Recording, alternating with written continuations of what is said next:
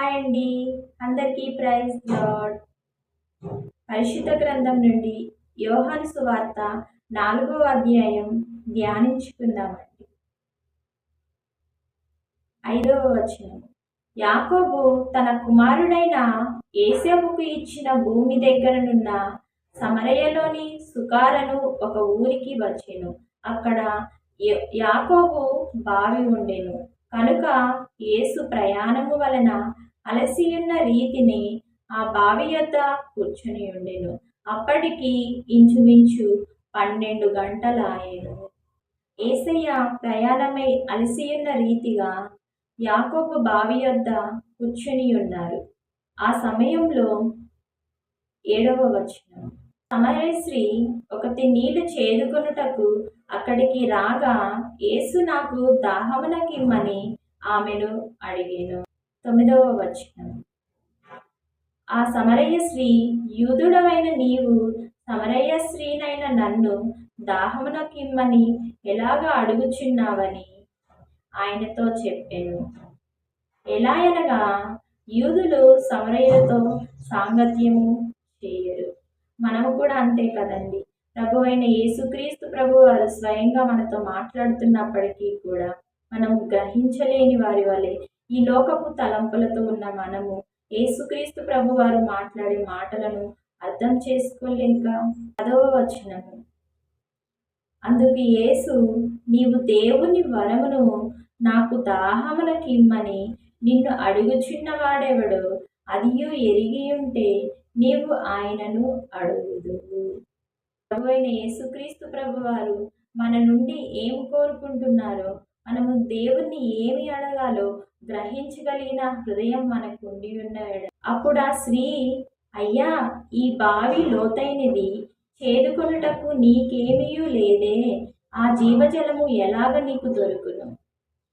ఆయన మాటతోనే ఈ సృష్టినంతా చేసిన యేసయ్య తనతో మాట్లాడుతున్నారని గ్రహించలేక, నీ దగ్గర ఏమీ లేదే, నువ్వు ఏ విధంగా నీళ్లను చేదుకుంటావని ప్రభువైన యేసుక్రీస్తు ప్రభు వారిని అడుగుచున్న ఆ సమరయ స్త్రీల వలె మనము కూడా దేవుని యొక్క శక్తిని గ్రహించలేక లోకపు ఆలోచనలతోనూ లోకపు తలంతులతోనూ ఉన్న మనము కూడా ప్రభు అయిన యేసుక్రీస్తు ప్రభు వారిని, యేసయ్య నీ యొక్క ఆత్మతో నింపమని, నీ యొక్క పరిశుద్ధాత్మతో నింపమని మనం అడిగే వారి వలె ఉండాలని, ఈ సమరయ స్త్రీల వలె లోకపు ఆలోచనలతోనూ లోకపుల తలంతులతోనూ ప్రభు అయిన యేసు తనతో మాట్లాడుతున్నప్పటికీ కూడా గ్రహించలేక తను ఈ లోకపు ఆలోచనలతోనూ ఈ లోకపు తలంపులతోనూ కలిగి ఉన్నట్లుగా మనము ఆ విధంగా ఉండక, ఆ స్త్రీ ఆయనను చూచి, అయ్యా, నేను దప్పిగొనకుండునట్లు చేదుకొనుటకు ఇంత దూరము రాకుండునట్లు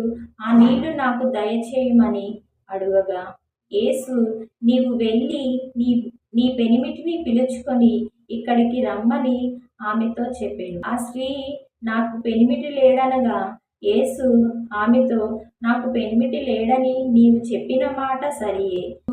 5 పెనిమిటుంటిది, ఇప్పుడు ఉన్నవాడు నీ పెనిమిటి కాడు, సత్యమే చెప్పితివని యేసుక్రీస్తు ప్రభువారుని గ్రహించి. 28వ వచనము. ఆ స్త్రీ తన కుండ విడిచిపెట్టి ఊరిలోనికి వెళ్ళి, మీరు వచ్చి నేను చేసినవన్నీ నాతో చెప్పిన మనుషును చూడుడి, ఈయనే క్రీస్తు కాడా అని ఆ ఊరి వారితో చెప్పగా వారు ఊరిలో నుండి బయలుదేరి ఆయన యొద్దకు వచ్చిరి. 39వ వచనము. నేను చేసినవన్నీ నాతో చెప్పినని సాక్ష్యం ఇచ్చిన స్త్రీ యొక్క మాటలను బట్టి ఆ ఊరిలోని సమరయులలో అనేకులు ఆయన యందు విశ్వాసం ఉంచిరి. ఆ సమరయులు ఆయన యొద్దకు వచ్చి తమ యొద్ద ఉండుమని ఆయనను వేడుకొనిరి. కనుక ఆయన అక్కడ 2 దినములుండెను. ఆయన మాటలు వినినందున ఇంకనూ అనేకులు నమ్మిరి. ఆ స్త్రీని చూచి, ఇక మీదట నీవు చెప్పిన మాటను బట్టి కాక మా మట్టుకు మేము విని ఈయన నిజముగా లోకరక్షకుడని తెలుసుకొని నమ్ముచున్నామనిది.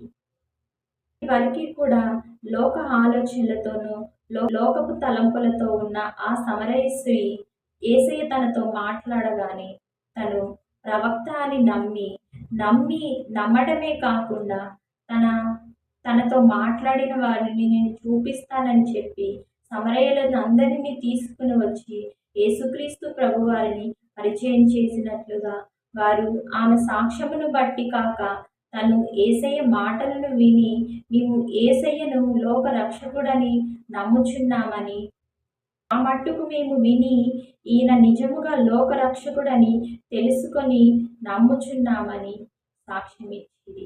మన యొక్క సాక్ష్యమును బట్టి ఇతరులను మార్చే వారి వలె ఉండాలని, ఈ వాక్యం మన హృదయాల్లో ఫలించాలని ప్రార్థించుకుందాం.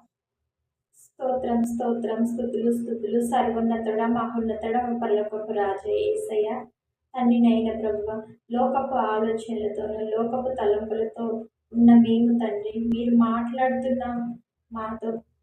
మాట్లాడుతున్నప్పటికీ కూడా తండ్రినైనా గ్రహించలేని పరిస్థితిలో ఉన్న మాతో మాట్లాడిన దేవాది దేవ యేసయ్య, మీరు సమర్థులని ఎరిగి తండ్రి యేసయ్య మిమ్మల్ని గ్రహించి ఉన్నప్పుడు తండ్రినైన ప్రభువ యేసయ్య, మేము ఏది అడగాలో అది మాకు బయలుపరుస్తారని వాక్యం ద్వారా మాతో మాట్లాడిన దేవాది దేవ యేసయ్య, మిమ్మల్ని ఎరిగి జీవించుటకు జ్ఞానాన్ని దయచేయండి తండ్రి, మీ శక్తిని దయచేయండి తండ్రి యేసయ్య. పరిశుద్ధాత్మ దేవ, మీ యొక్క సహాయంతో నింపి తండ్రినైనా నిత్య జీవాన్ని పొందుకొని తండ్రినైనా ప్రభువ మా యొక్క జీవితాలలో నీటి బుగ్గలుగా తండ్రినైనా ప్రభువ మేము జీవించుటకు శక్తిని జ్ఞానాన్ని మాకు దయచేయమని నజరేయుడైన యేసుక్రీస్తు నామములో అడిగి వేడుకొని ప్రార్థిస్తున్నాము తండ్రి.